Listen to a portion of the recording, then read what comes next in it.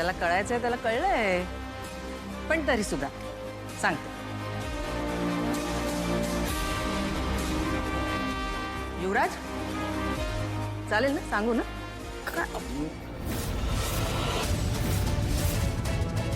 आणि तुम्ही तर खोटं बोलणार नाही याच्यावर खात्री आहे माझी, कारण तुम्ही MNNचे एक्स CEO आहात ना. काय हो, पण तरी सुद्धा घरात काय चाललंय तुम्हाला माहित नसतं?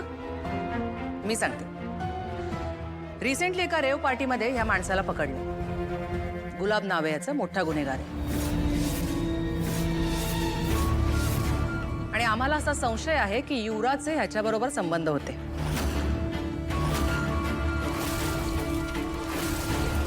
काय अगं काय चाललंय हे?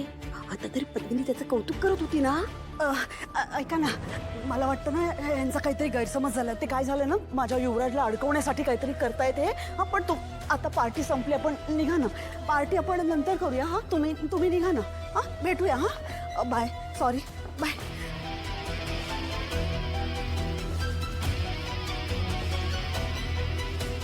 गेले.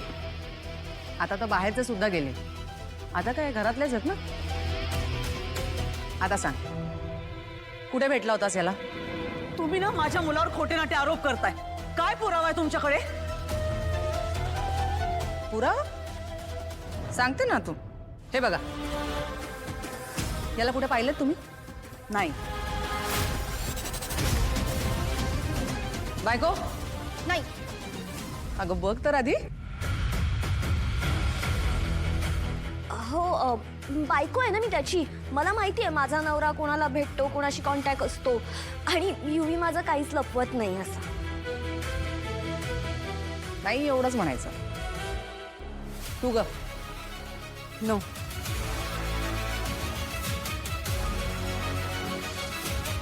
नाही कमाल आहे. तुम्ही पाहिलंय कधी या घरात किंवा युवराजच्या बरोबर कुठे? नाही नाही नाही, याला घरात सुद्धा पाहिलेलं नाही आणि युवराज सोबत सुद्धा नाही पाहिलेलं मी. तू रे,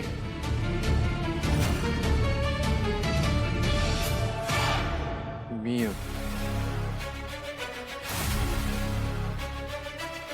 नाही हरकत नाही, तू सांग.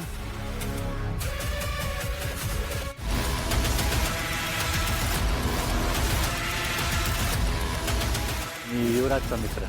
एका कामासाठी आलो होतो इकडे. कसलं काम? ऍक्च्युली हे आम्ही दोघं बिझनेस पार्टनर आहोत. बोल ना,